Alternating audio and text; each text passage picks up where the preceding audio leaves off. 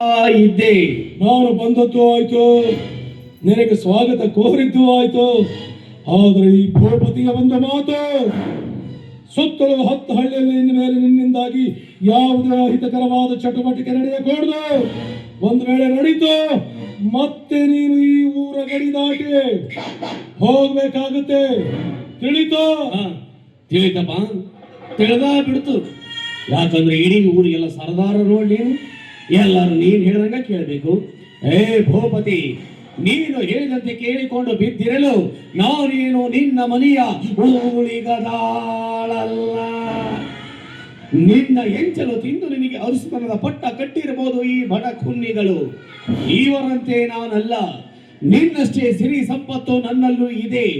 ಬಂಗಾರದ ಚಪ್ಪಲಿಯನ್ನು ಮೆಟ್ಟಿ ಮೆರೆಯುವ ಸಾಮರ್ಥ್ಯ ನನಗೂ ಇದೆ. ಮೃಗ, ಇವರ ಭೂಪತಿ ಭೂಪತಿ ಮತ್ತೊಬ್ಬರ ಹತ್ರ ಹೋಗಿ ನನಗೆ ಗೌರವ ಕೊಡಿ, ಮರ್ಯಾದೆ ಕೊಡಿ ಅಂತ ಕೇಳೋ ವ್ಯಕ್ತಿ ನಾನಲ್ಲ. ಗೌರವ ಹಾಗೂ ಮರ್ಯಾದೆ ಕೇಳಿ ಪಡೆಯುವ ವಸ್ತುಗಳಲ್ಲ, ಜನರ ಮನಸ್ಸಿನಲ್ಲಿ ಮೂಡಿ ಬರಬೇಕು. ನಾವಿಂಥವರಿಗೆ ಗೌರವ ಕೊಡಬೇಕು ಅಂತ, ಆಗ ಮಾತ್ರ ಸಾಧ್ಯ. ಸುತ್ತಲೂ 10 ಹಳ್ಳಿಯಲ್ಲಿ ಜನ ಗೌರವ ಕೊಡ್ತಾ ಇದ್ದಾರೆ ದೇವರು ಅಂತ. ನಿನ್ನಿಂದಾಗಿ ಅವರಿಗೆ ಏನಾದರೂ ತೊಂದರೆ ಆದದ್ದೇ ಆದ್ರೆ ದಂಡಂ ದಶಗುಣಂ ಭವೇ ಅನ್ನೋ ಹಾಗೆ ಶೂಲ ಹಿಡಿದು ನಿನ್ನ ರುಂಡ ಮುಂಡವನ್ನು ಚಂಡಾಡುವವರು ನಾನೇ ಅನ್ನೋದರ ಮಾತ್ರ ಮರೆಯಬೇಡ. ಸತ್ಯವಂತರ ಸುಖಕ್ಕಾಗಿ ಈ ಹೃದಯವನ್ನೇ ಹಾಸ್ತಾನೆ ಭೂಪತಿ. ನಾನು ಹೇಳೋ ಮಾತನ್ನು ಚೆನ್ನಾಗಿ ಗ್ರಹಿಸಿಕೋ. ಒಂದು ತಪ್ಪನ್ನು ಒಂದೇ ಸಲ ಮಾಡುವವನು ಮನುಷ್ಯನಾಗ್ತಾನೆ, ಅದೇ ತಪ್ಪನ್ನು ಪದೇ ಪದೇ ಮಾಡುವವನು ಪಶುವಾಗ್ತಾನೆ. ಸಾಕು ಮಾಡೋ ನಿನ್ನ ವೇದಾಂತವನ್ನ.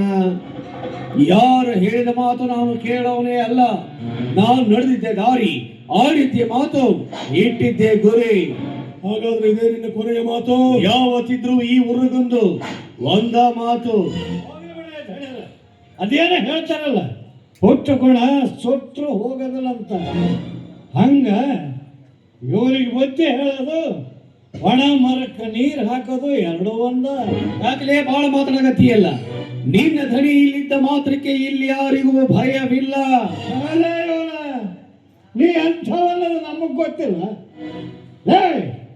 ಸುಮ್ಮನೆ ಬಾಯಿ ಮುಚ್ಕೊಂಡಿದ್ರೆ ಅನ್ಕ ನನ್ನ ಮಗನೇ.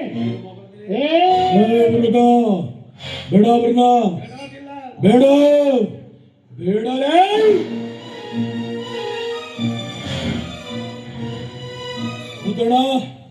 ನಾವು ಇವರಂತೆ ವರ್ತಿಸಿಬಿಟ್ರೆ ಇವನಿಗೂ ನಮಗೂ ಏನು ವ್ಯತ್ಯಾಸ ಉಳಿತು?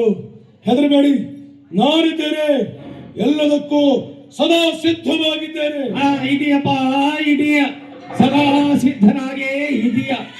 ಹಳ್ಳಿಗರ ಜನರ ಕಣ್ಣಲ್ಲಿ ನೀನು ಪ್ರಖ್ಯಾತ, ನಾನು ಕುಖ್ಯಾತ. ನೀನು ದೇವರು, ನಾನು ದೇವ.